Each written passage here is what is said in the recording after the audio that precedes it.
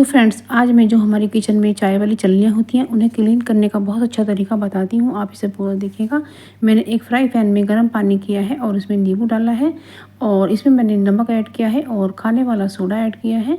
तो इस तरह से मैंने ऐड करने के बाद अपनी सभी जो किचन में चलनियाँ थी इस तरह से ढकने के बाद मैंने ये इसमें डाल दिया है और इन्हें 10 मिनट ऐसा छोड़ने के बाद जो नींबू है इसमें लगाया है और फिर जो दूध ब्रश होता है उससे इस तरह से चलनियों को साफ़ किया है। जो इसके अंदर चाय की पत्ती या दूध की लेयर जम जाती है वो सब उखड़ जाएगी और चलनी से हम बड़े ही आराम से इसे साफ़ कर पाएंगे और आपकी चलनियाँ बिल्कुल क्लीन हो जाएंगी और आप बीमारियों से भी बच पाएंगे, क्योंकि इनके अंदर छोटे छोटे बैक्टीरिया बैठ जाते हैं। तो इन्हें समय समय पर आप इस तरह से साफ़ करते रहिएगा।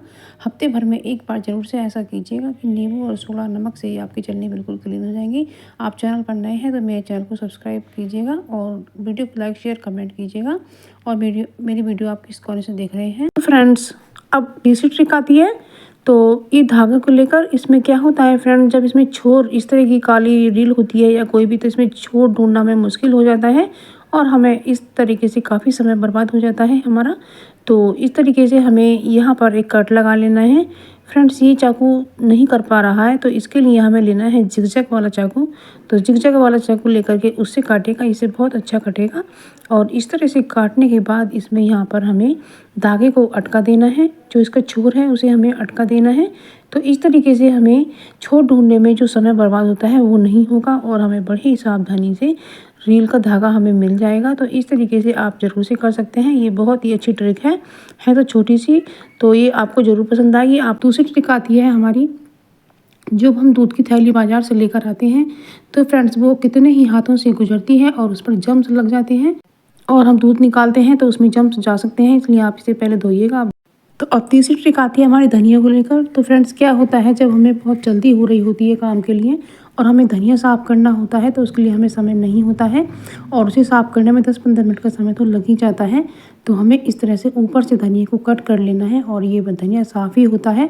और इस धनिया को हमें अच्छे से धो लेना है और धोने के बाद फ्रेंड्स बस इस तरह से हम इसे कट करेंगे और इसका हमारा जो हमारा 10-15 मिनट का काम होने वाला है वो हमारा काम 2 मिनट में ही हो जाता है। तो इस तरह से आप धनिया को जल्दबाजी में साफ़ कर सकती हैं और जो नीचे का धनिया बचा है उसे जब आप फ्री टाइम हो तब उसे साफ़ करके निकाल सकती हैं। तो इस तरह से आप ये 10-15 मिनट में होने वाला काम 1-2 मिनट में कर पाएंगी।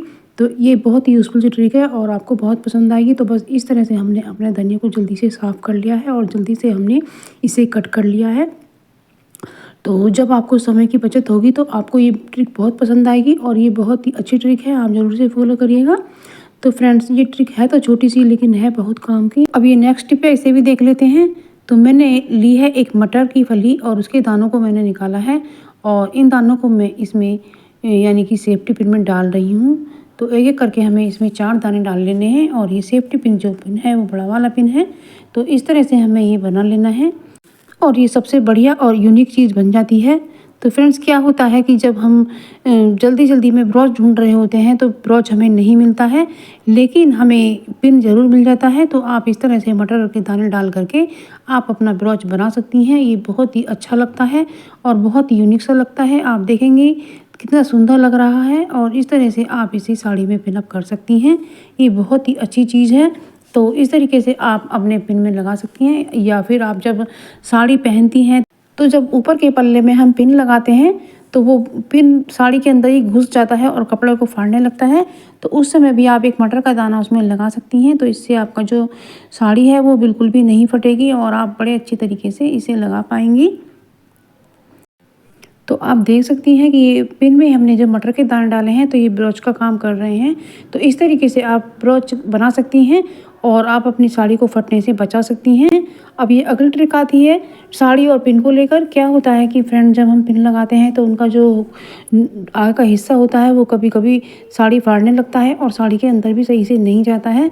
तो उस समय आप अपने पिनों को जो नहाने का साबुन होता है वो काफ़ी चिकना होता है, तो उसके अंदर इस तरह से डालिएगा फ्रेंड्स, तो ये जो इसकी जो पिन है वो चिकना हो जाएगा और आपकी साड़ी को बिल्कुल भी नहीं पड़ेगा और साड़ी के अंदर बड़े ही अच्छे तरीके से चला जाएगा। ये बहुत ही वायरल टिप्स है, आप इसको फॉलो करके ज़रूर से देखिएगा। इससे आप अपनी साड़ी को फटने से बचा पाएंगी और बड़ी आसानी से पिन साड़ी के अंदर चला जाता है और आप आसानी से साड़ी को पिन अप कर पाते हैं।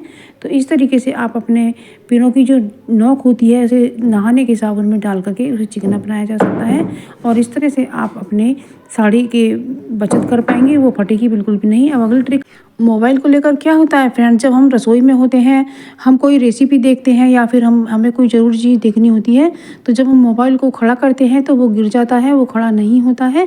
तो उसके लिए हमें करना होगा एक ऐसा काम जो हमारा जो मोबाइल है बिल्कुल भी नहीं गिरेगा और हम बड़ी ही आसानी से देख पाएंगी। तो हमें लगानी है, इसमें लेना है रबर बैंड, और जो किचन में रबड़ निकलती रहती हैं वही रबड़ बैंड हमें ले लेना है, या फिर आपके पास अलग से हो तो वो भी ले सकते हैं। तो ले करके बस इस तरीके से हमें दो तरफ रबड़ बैंड को इस तरह से लगा लेना है और बस ये बड़ी ही आसानी से आपका मोबाइल खड़ा हो जाएगा, बिल्कुल भी नहीं गिरेगा। और आप जैसे कप है या फिर गिलास है उसका सहारा ले सकती हैं, तो उसमें भी आप दीवार के सहारे इस तरह से लगा कर भी देख सकती हैं, तो ये बिल्कुल भी मोबाइल नहीं गिरेगा। और या फिर इस तरीके से भी कहीं भी इसे इस तरह से खड़ा कर सकती हैं, यानी कि दीवार का सहारा भी लेने की कोई ज़रूरत नहीं पड़ेगी। तो इस तरह से आप इसको फॉलो कीजिएगा, ये बहुत ही अच्छी ट्रिक है। दूसरी ट्रिक आती है हमारी, तो हमने सबसे पहले गैस ऑन की है और उस पर रखा है हमने तवा, और तवे को गर्म हो जाने के बाद इस पर डालेंगे हम थोड़ा सा ऑयल। आप सरसों का तेल भी ले सकते हैं और तिल का तेल भी ले सकते हैं या नारियल का भी। और इसके अंदर हमने डाला है मोम, और मोम को हमने इसमें मेल्ट कर लिया है और अब ठंडा करने के बाद हमने इसमें कांच की बाउल में पलट लिया है। तो बस आप देखेंगे कि एक जेली की तरह बन गया है और ये बहुत ही अच्छी जेली है। तो इस तरीके से हमें बनाना है। तो फ्रेंड्स, ये जो जेली हमने बनाई है, जो हमारी उंगलियां फट गई हैं जैसे कि आप वीडियो में देख पा रहे हैं, तो इसकी बहुत ही अच्छी दवाई है, आप इस पर लगाइएगा। और साथ ही साथ जब हमारी एड़ियाँ फट जाती हैं और उनमें खून निकलने लगता है और पट्टी एड़ियों में दर्द भी रहता है, तो इस तरह से घर में इस रेमेडी को तैयार कर सकते हैं और आपकी फटी एड़ियाँ एक ही रात में बिल्कुल ठीक हो जाएंगी। और इस तरीके से आप इससे मसाज कीजिएगा और लगाइएगा और इसे अपने फटे हाथों और पैरों पर लगा सकते हैं। तो इस तरह से आपके जो पैर हैं वो बिल्कुल अच्छे हो जाएंगे और ये बहुत ही सरल तरीका है और इसमें खर्चा भी ज़्यादा नहीं आता है। तो इस तरीके से हम ये जेली बना सकते हैं और हमारी फटी एड़ियाँ एक ही रात में ठीक होने लगती हैं। तो इसलिए मैं एक होम रेमेडी लेकर आई। तो सबसे पहले मैंने ली है एक बाउल और उसमें लिया है एक बॉडी लोशन, और आप कोई भी बॉडी लोशन ले सकती हैं। तो मैंने थोड़ा सा बनाने के लिए ही दिखा रही हूँ। और इसमें लिया है मैंने थोड़ा शहद, और शहद डालना आपको बहुत ज़रूरी है क्योंकि ये त्वचा को मुलायम बनाता है और इसको अच्छे से फेंट लेना है। बस इसमें मैं अब थोड़ी सी वैसलीन भी डाल लेती हूँ क्योंकि वैसलीन जो होती है ये त्वचा की नमी वापस करती है और ज़रूर से डालनी है। तो डालना है गुलाब जल। गुलाब जल जो त्वचा में हमारे गंदगी जमा हो जाती है उसे उखाड़ कर फेंक देता है। और ये डाला है मैंने थोड़ा सा कैस्टर ऑयल। ये भी मुझे इसमें नारियल तेल, क्योंकि नारियल तेल जो होता है वो एलर्जी भी दूर करता है और ड्राई स्किन को अच्छी बनाता है। तो ये सभी चीज़ें हमें इसमें मिक्स करनी है और इस आपकी जो त्वचा है वो बिल्कुल ड्राईनेस ख़त्म हो जाएगी और बहुत ही मुलायम चमकदार हो जाएगी। तो इससे आपके चेहरे पर ग्लो आएगा, ये बहुत ही अच्छी चीज़ है और साथ चेहरा आपका निखर कर जाएगा। खासकर जब आप शादी पार्टी में आते हैं तब तो ये आपको जरूर से लगाना है और आपके बिल्कुल सॉफ्ट हो जाएंगे और रंग भी गोरा हो जाएगा। देख सकते हैं कि इस तरह से ड्राई होने लगती है। और जब हम कुछ, तो ये मैंने लिया है कपूर, और जो मूसली होती है उसकी सहायता से इसे कूट लेना है और इस कपूर को हम एक बाउल में निकाल लेते हैं। को करने के बाद हमें इसमें लेनी है माचिस की कुछ तिल्लियाँ, और जो इसमें गंधक लगा हुआ होता है इसे भी हमें कूट करके इस तरह से निकाल लेना है। ये काला वाला हिस्सा है यही हमें चाहिए और ये हमने निकाल कर ले लिया है क्योंकि इसका जो थोड़ा सा भी काफ़ी रिएक्शन करता है। जब आप देखते हैं कि जब हम तिल्ली जलाते हैं तो वो कैसे जल पड़ता है, तो इसे कपूर में इसे मिक्स कर लिया है और इसमें डाला है हमने थोड़ा सा नमक और इसमें थोड़ी हल्दी डाली है और हमने थोड़ी सी तीखी वाली मिर्ची डाली है और इसमें हमने डाला है पानी और बस इसे मिलाकर के हमें घोल तैयार कर लेते हैं। तो ये सारी चीज़ें मिलकर एक रिएक्शन क्रिएट करेंगे सकते हैं। और मैंने ये छोटी डब्बी ली है प्लास्टिक, को मैंने गर्म करके होल किया है क्योंकि प्लास्टिक पिघल जाती है। सॉल्यूशन को मुझे चारों तरफ लगाया है और यहाँ चींटियाँ भी बिल्कुल नहीं आएंगी और मच्छर सबसे ज़्यादा गमले में ही पैदा होते हैं तो वो नहीं होंगे। और मैंने पलंग के नीचे भी डाला है इसका जो एरिया होता है वो बड़ा होता है और फिर जो मच्छर होते हैं वो भी कोनों में पैदा हो जाते हैं, तो इसलिए